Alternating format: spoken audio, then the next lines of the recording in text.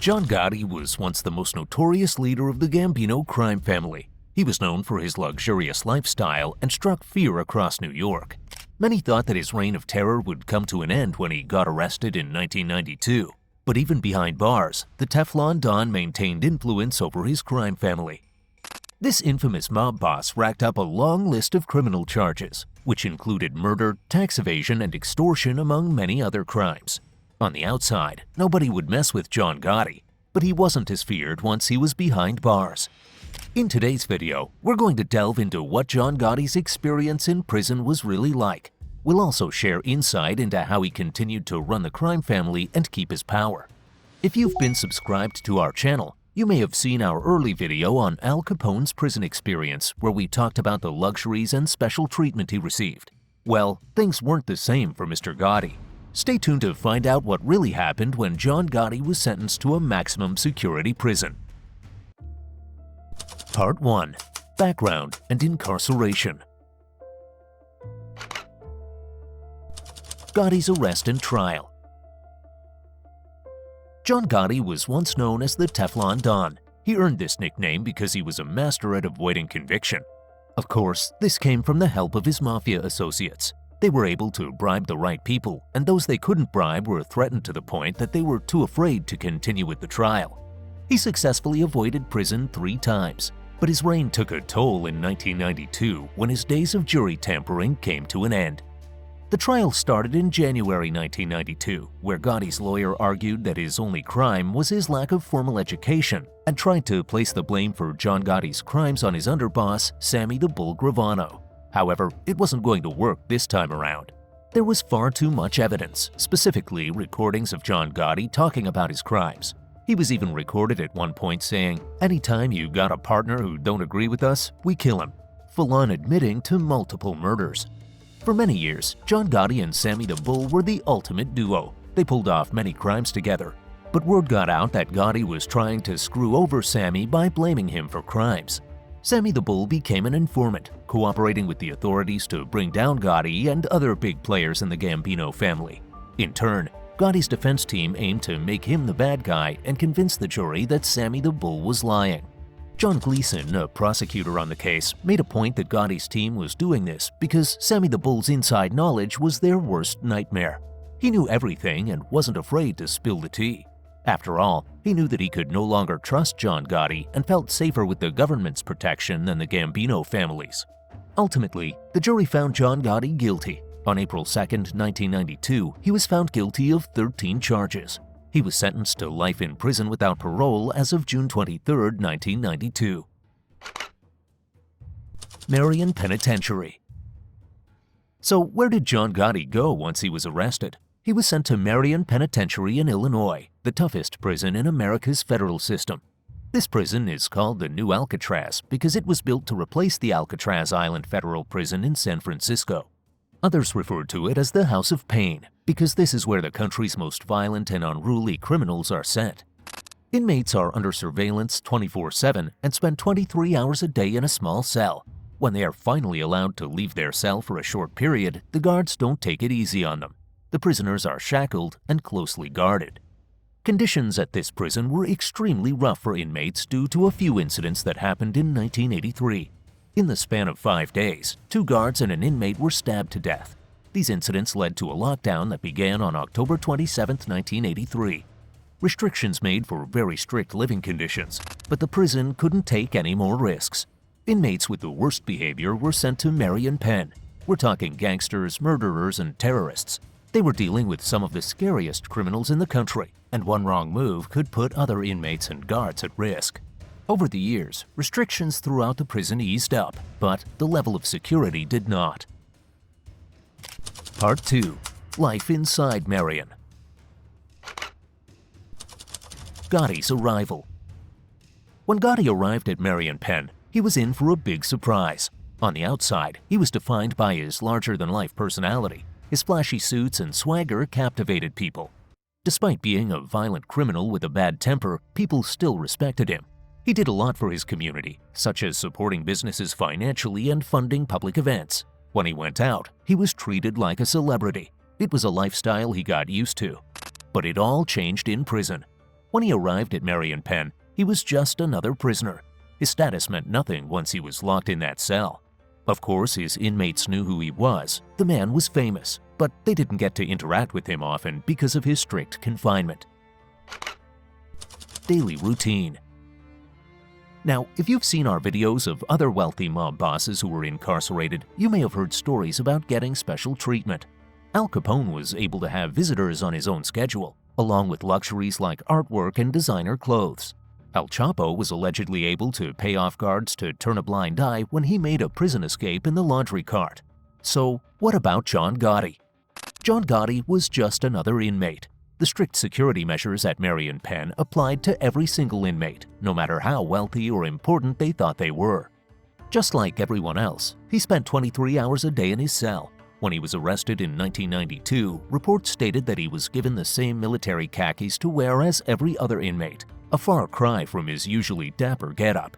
He was allowed 5 visits a month, as long as his visitors were on the approved list. He was also allowed to make a maximum of 3 phone calls per month. But was the Dapper Don able to twist things in his favor? Maintaining authority. John Gotti may have been confined to an isolated cell for 23 hours a day, but he was still calling the shots. Now, many Mafia crime enthusiasts have come up with their theories on how this was done. A lot of people are under the impression that he was paying off guards for additional phone time and visits, but there has never been any proof of this. What we do know is that Gotti was able to maintain control through his family tree. His brothers and eldest son John Jr. would act as the middlemen between Gotti and the Gambino family. During visits, they would fill him in on everything he needed to know. Then he would convey messages and orders to them for the crime family. Part 3. Continued influence over the Gambino family. Leadership dynamics. Even though he was sentenced to spend the rest of his life behind bars, the Gambino family still relied on John Gotti to maintain his influence. He had a knack for making critical decisions when tensions were at an all-time high. The family relied on his ability to resolve conflicts at the flick of a hat. They would wait for Gotti's approval and orders before making any big moves. Challenges and conflicts. While John Gotti was able to call the shots from prison, he still relied on his trusted associates to handle mob business on the outside. Initially, he wanted his brother Peter Gotti to step up as acting boss, while John D'Amico and Nick Carazzo handled day-to-day operations as capos. However, Peter wasn't up for the job, so his other brother Gene Gotti convinced Nick Carazzo to step up. While Nick had intentions of taking on the role of acting boss, his time was cut short in 1996 when he was arrested and sentenced to 8 years for racketeering. John Gotti Jr. seemed like the obvious choice to step into the role next. After all, he was the Teflon Don's flesh and blood. People thought he would be ideal for this position because he probably learned a lot from his father. And to top it off, he also had the stature of a bodybuilder, which would intimidate people. However, John Jr. didn't have the same criminal sense for running a mafia family as his father. His time at the top of the throne was short-lived, as he was arrested for racketeering charges in 1998. Significant events. So, it may have seemed like the Gambino family's empire was about to crumble. John Gotti was the mastermind who built a $500 million empire. Now he was behind bars without any hope of being released. But this didn't bring the Gambino family down. With Gotti's advice from behind bars, the Mafia family continued to hold their criminal influence, with a strong hold on drug trafficking, racketeering, loan sharking, and extortion. When it comes to John Gotti's experience in prison, there was one very significant event. There was a highly feared prison gang called the Aryan Brotherhood. The leader, Barry Mills, was in need of a lawyer to overturn his murder rap. Gotti offered to set him up with a good lawyer in exchange for protection. However, Gotti never followed through with his word. Once he was situated in the prison, he believed that his high status would keep him safe. He was a celebrity in the Mafia and thought that his reputation was enough to keep him out of reach. After all, nobody would mess with him on the outside because they were afraid of the consequences. It is true that John Gotti is responsible for plenty of brutal murders, but the thing is, he didn't carry them out. He always arranged for the people who were working for him to pull off the hits. He was the brains of the operation, and his henchmen were the brawns. When he was in prison, he didn't have that kind of power. But you know who did have power on the inside? Barry Mills, and he was angry. Allegedly, Barry arranged for another inmate, Wayne Johnson, to take revenge on Gotti. Wayne got into it with Gotti in the recreation area of the prison. At the time, prison officials thought that it was a scrap over John Gotti making racist comments towards the other inmate. Gotti was left bloody and bruised as other prisoners watched the fight. He did require medical attention after the fight. When asked about what happened, Gotti stayed true to the Mafia omerta and kept his silence. He didn't rat out his new enemy. Instead, he claimed that he received the injuries from a fall. At the time of the incident, Gotti had no idea that Wayne beat him up under Barry's orders. The Aryan Brotherhood was a neo-Nazi gang. Since Gotti had old-school racist views, he assumed that Wayne wasn't connected to this group because he was black, so he thought it was a safe move to turn to the Brotherhood for help with eliminating his new enemy. Allegedly, he offered the Brotherhood a large sum of cash, which he was good for, to kill Wayne Johnson. While the exact amount that he offered wasn't made public, he learned that the gang decided to accept the offer. It was too much money to pass off. However, the hit was never pulled off. Part 4. The decline of Gotti's health and power. Health issues and loss of control.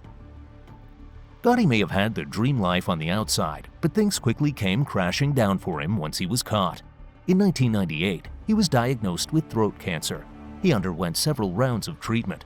At first, it seemed like the treatment was a success, but it didn't take long for the cancer to come back. The second time around was much worse, leading to a rapid decline in his health. His last few years of life were spent in and out of the prison hospital. As his condition worsened, he no longer had the strength physically or mentally to lead the Gambino family. At this point in time, his brother Peter Gotti stepped up and took over his responsibilities as mob boss. Peter went on to run the family until 2011. John ended up passing away at the age of 61 on June 10, 2002. Although his last few years of life weren't glamorous, John Gotti's funeral lived up to his Dapper Don nickname. His family didn't hold back on expenses for his funeral. He was laid to rest in a bronze coffin that was transported in a Cadillac hearse. There were extravagant flower arrangements that were put together to represent some of his favorite things, like martinis, Cuban cigars, racehorses, and playing cards. Hundreds of people throughout Queens, New York came out to show their respect. He was buried next to his son Frank, who was killed by a drunk driver in 1980. This wraps up our video on John Gotti's prison experience. Gotti rose to power as one of the most notorious crime figures in New York Mafia history. He became a Mafia boss after arranging an assassination of the Gambino family's previous boss, Paul Castellano. Not only did he get off scot-free for this crime, but he also took Paul's spot at the top. Although he was involved in many criminal activities, he managed to avoid jail time for most of his career. Gotti earned the nickname Teflon Don because he could bribe and intimidate his way out of trials. But everything came crashing down for him in 1992 when he was finally convicted to life in prison. His criminal lifestyle finally caught up with him. While he may have thought that being John Gotti was enough to get him special privileges in prison, he soon learned that nobody is safe from consequences in the House of Pain prison. Despite being locked in a cell for 23 hours a day, Gotti was still able to maintain his influence with the Gambino family. He would speak with his brothers and sons to discuss plans and carry out orders. However, once his health started to decline, he was no longer fit to lead the Mafia family. Thank you for staying tuned to the end. Do you believe that John Gotti's prison experience influenced the future of the Gambino family? Let us know your thoughts in the comments below. If you enjoyed this video and want to see more Mafia Mystique content, make sure you hit like, subscribe, and share.